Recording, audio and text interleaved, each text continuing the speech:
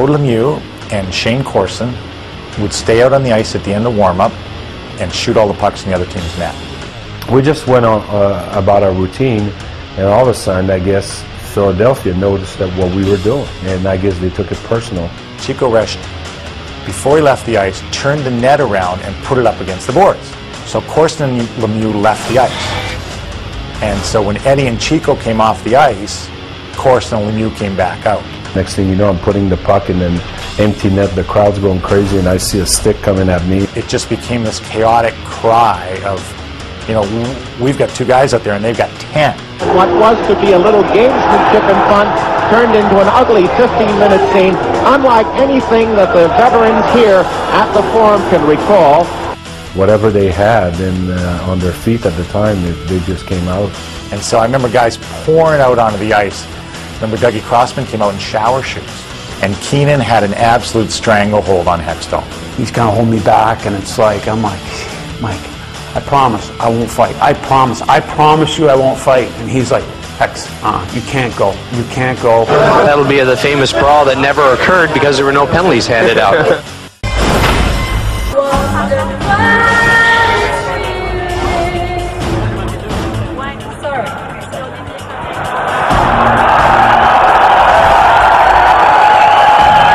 The reality is, you feel bad laughing, but you have to laugh.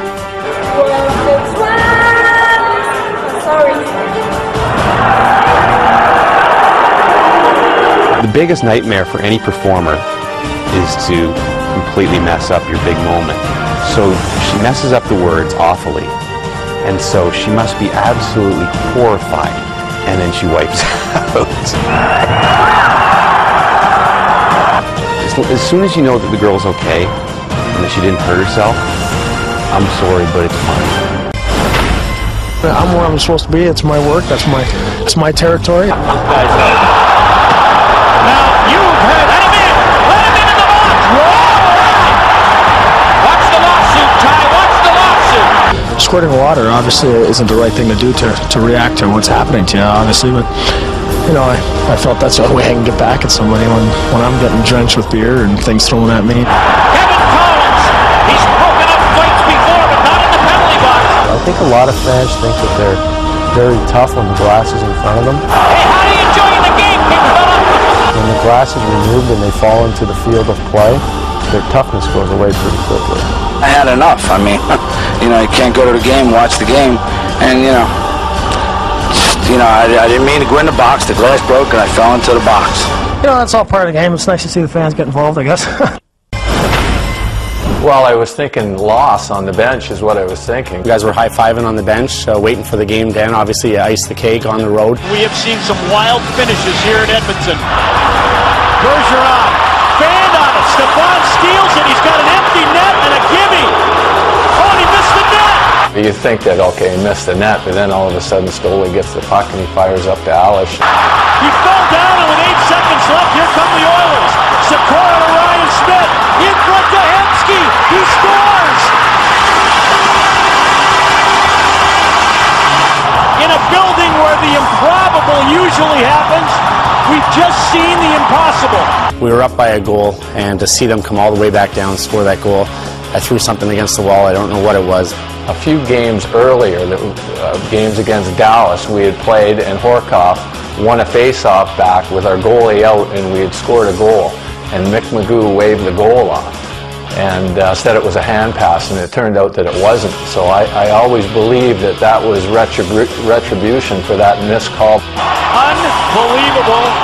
Doesn't do it justice. Once it was done and we ended up winning the game in overtime, then we just kind of joked about it the whole night and made fun of him. Ask a hockey fan, what do you remember about Patrick Stepan? That's the only thing they're going to remember, and that's Bill Bucknerish. Jeez, I'm sorry, Patrick. That one's going to haunt you forever.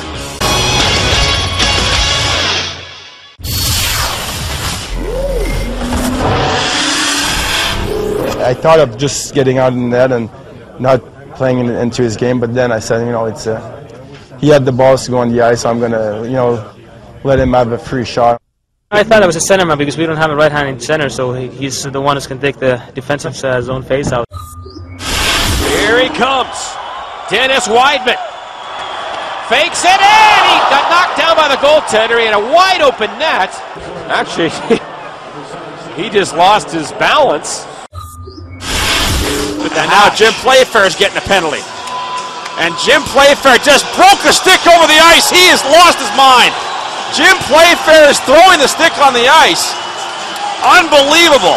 He's throwing his jacket off. Jim Playfair is going nuts on Jamie Koharski right now. And the fans are with them. And he's going to break a second stick. He's on the top of the bench, and Jim Playfair once again throws another stick out in the ice.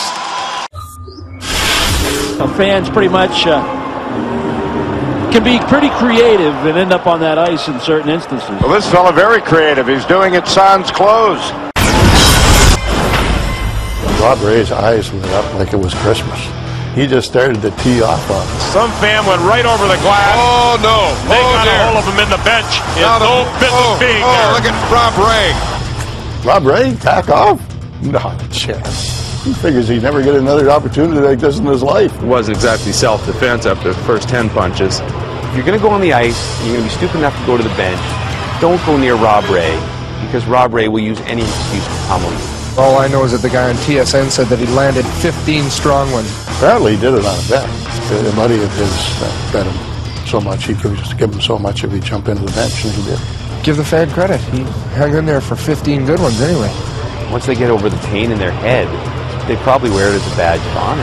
After 20 shots in the head from Rob Ray. The guy probably bragged about it in bars for the next 10 years. Seems like something you do for fun, you know, when you're just practicing. Is he allowed to do that? It sounds like something that my dad used to do to me in garage hockey. Call it tactics, call it antics, call it effective in the end. This is unbelievable. I've never seen anything like this. It wasn't really against the rules. And yet, when you saw it, you think to yourself, that's not kosher either. Something that we're going to address in the realm probably of either goaltender interference or unsportsmanlike conduct. I was on the ice for it was a 5-on-3 power play. He didn't tell any of us he was going to do it. And there's a point in the power play where Chris Drury actually skates over to him and tells him to stop because Van Massenhoven was yelling at him, "I'm going to give you a penalty." I thought it was great. Yeah, innovative. I don't think you can do that. I mean, it was probably like a misconduct or something that should be called. When Avery did it, I was thinking to myself, that's not really cool, but it was kind of funny. And I'm not surprised that the NHL came up with a very rapid interpretation on, we're not going to allow this, it's unsportsmanlike conduct. No one's ever actually turned around and faced the goalie, and we didn't know he was going to do it, he just did it. And then, of course, 30 seconds afterwards, he scores the goal, just to really put an exclamation mark on it. It was a great hockey game, and it finished with a breakaway by Phil Esposito on Jerry Cheevers with less than 10 seconds to go in the game. Up to Esposito, one side in alone. Cheevers saves. We're up 4-3. Espo gets a breakaway, and he goes and misses. You would not believe that finish. I think I just tapped Cheesy on the pads and headed off to the locker room. Rick Middleton strolled in, and I said, well, where is everybody? He said, there's some sort of beef going on out there.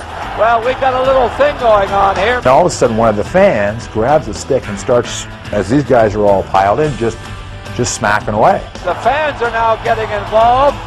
At that point, I just dropped my stick and gloves and just beelined it back to where the Zamboni entrance was and where we entered the arena. And all the Bruins are going over. They're all into the stands. I just saw this whole mass of Bruins jerseys in the stands. I had no idea what had transpired. McNabb's going up to grab somebody. So I toddled up 12 rows or so where I saw Peter McNabb. He was sort of singled out by himself. All of a sudden, on the corner of my eye, I see Michael coming up. He had the guy in a really compromising position. It was leaning backwards over the chair, and so his feet were sort of sticking up in the air. So then the guy sort of pushed his foot at Mike, and Mike just didn't, Mike wasn't beating the guy. Mike just stopped the guy from trying to kick him.